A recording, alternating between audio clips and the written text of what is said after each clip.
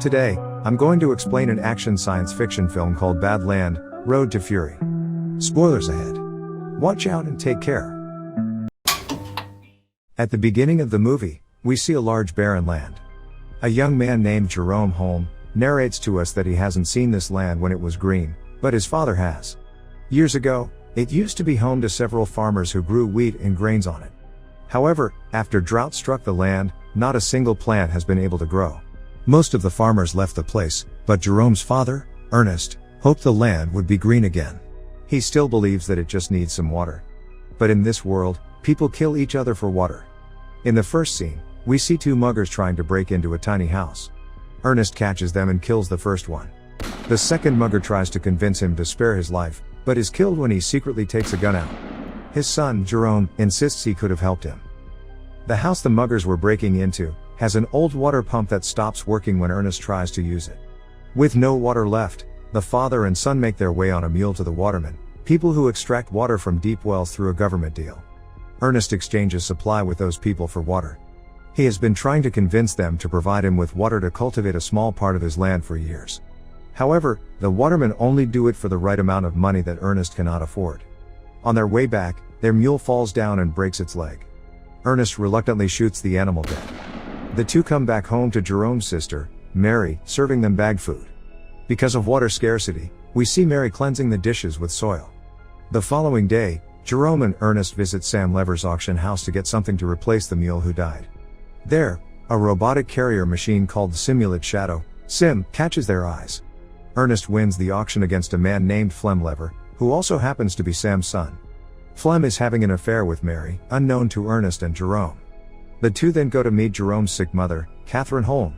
She lives in a nearby hospital where she can walk while wired to a special frame. Since the frame is too expensive, they cannot bring her home. Jerome spends his time with his mother that day. Ernest and Catherine kiss goodbye and separate. On their way back, Ernest and Jerome stop at a gas station. We see Ernest take a gulp of petrol after pumping it into his vehicle. The two encounter a couple with a young baby, begging for water. The father, Robbie, wants to sell the baby because they cannot afford to take care of him, but Ernest advises against it and tells him that he'll help them with water. Robbie knows of Flem and Mary's affair, and hints Ernest towards it. At home, Ernest confronts Mary about her sneaking out frequently, but she claims that it is her freedom and tells her father that she hates him. She tries running away, but Ernest locks her in her room and nails her windows shut. One morning, Ernest and Jerome wake up and notice that their robot, Sim, is missing from its shed. Someone had stolen it. Ernest assumes it was Flem and goes to his house, but finds out from Sam that he has left with a truck that morning for the mountains. Ernest then goes looking for him to the watermen, but they knock him unconscious. When he regains consciousness, it is already night. The watermen accuse him of stealing their supplies. Ernest insists that he didn't steal them, but their leader, Caleb, attacks him. They fight for a while, but Ernest manages to get his hands on his rifle and run away from there. On his way back home, he discovers Flem sleeping on the road with Sim by his side. It is clear that he had stolen the machine and the waterman's supplies. Ernest points the rifle at him, holds him hostage, then ties him to the machine. He wants to take Flem back to the waterman to prove his innocence. On their way, Flem makes comments about Mary, which angers Ernest. After walking for a while, both of them get thirsty. Flem persuades Ernest to use the water from the waterman's supply. The two sit down to drink water and chat. Flem then tries to convince Ernest to let him go, and they can share the money, but Ernest is adamant about getting him caught. Ernest is weak and limp. He clearly cannot walk another mile to the waterman. Flem knows this, so he strikes Ernest with a stone, making him hit his head on a cliff. His head starts to bleed uncontrollably and is knocked unconscious. Ernest wakes up to him being tied instead of Flem. Flem pours water into Ernest's mouth as he screams. Later, we see Flem arrive at Ernest's house in his motorbike to take Mary. She happily runs out to him. Ernest still hasn't been home, so Jerome goes out to look for him. He finds the machine alone on the way. When he reaches the watermen, they inform him of Ernest's death. Everyone assumes that it was caused by the machine. In the following scene, we see everyone mourning Ernest's death at his funeral. Later, Catherine and the kids cry in her hospital bed. When they come out, Flem picks them up in his truck. After Ernest's death, Flem has now become the mentor of the family. He calms Jerome down as he hits Sim for killing his father. Later, he tells him that Mary is pregnant with his child and that he loves her. Jerome accepts their relationship. Later that day, Flem goes to the watermen and talks to them about sending water to Ernest's land. Caleb laughs at his idea, but gets defensive when Flem blames him for Ernest's death. Flem also shows him a knife with Caleb's name that was found with Ernest's body. Scared to be accused, Caleb agrees to divert water to their field. Everyone is happy when the land gets its first sprinkle of water. Flem works day and night to grow wheat on the land. A few months later, they are fully grown. Flem gets married to Mary and currently lives at Ernest's home with Jerome and Mary. One day, his father, Sam, with some men from the bank approaches their house, threatening to take the land because of Ernest's debt. The debt is too much for Flem to pay, so he takes the machine with him and approaches his friend Robbie that night. He knows about Robbie's intention to sell his child, so he persuades Robbie to come with him, just to see how much a baby can be worth. However, when they reach there, Robbie realizes that Flem has secretly made a deal with the people to sell his baby. The people try to take the baby away, Robbie resists it and is shot dead by Flem. This causes a shootout between the dealers and Flem runs away with the money. However, the robot, Sim, is shot and damaged.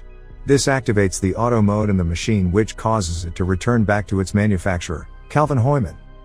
The following day, Flem pays the bank from the money he sold the child with. Jerome assumes that the money came by selling Sim, so no one suspects anything. In the following scene, we see Sim limping its way back to Calvin, who lives across the border. Calvin calls the number inscribed on Sim and reaches Holmes' residence. He talks to Jerome about the machine coming back to him, which shocks Jerome, because Flem had told him he sold it to Robbie. Jerome asks Flem if Robbie sold Sim's parts and it somehow made to the owner, but Flem gets annoyed at him for the question and dismisses it. Then, he tells them he is going to meet his mother that evening, but instead he plans to cross the border to meet Calvin, the manufacturer of Sim. Later, he reaches the border, but the guard stops him because he is too young to cross it. A girl named Anna calls him over, and tells him she knows a way he can go to the other side. In exchange for money, she puts him in a vehicle with chickens and sends him over. They meet again at the other side and separate. Jerome then goes to meet Calvin. There, Calvin shows him all the functions of the machine. He also shows that the machine's eyes are cameras, that were made to capture the slope for reforestation. The camera has captured all that the machine has seen. Jerome plays the recordings and sees his time with Ernest.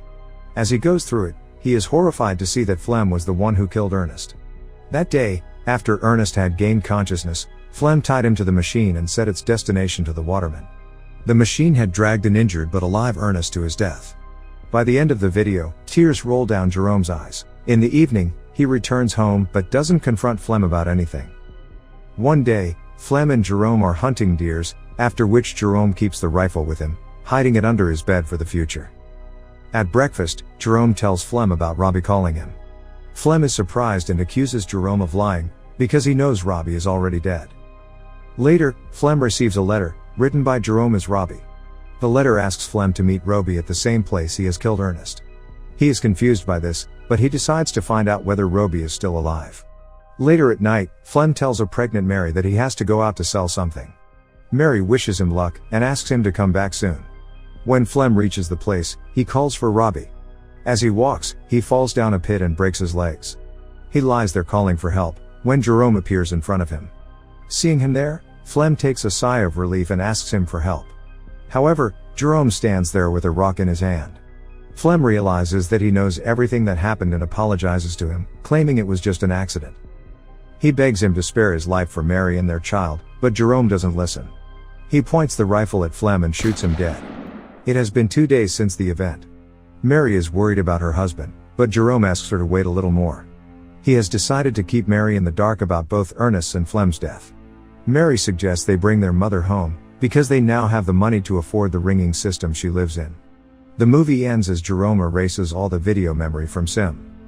Subscribe for more videos like this, turn on notifications, and leave a like to help the channel out. Thank you for watching.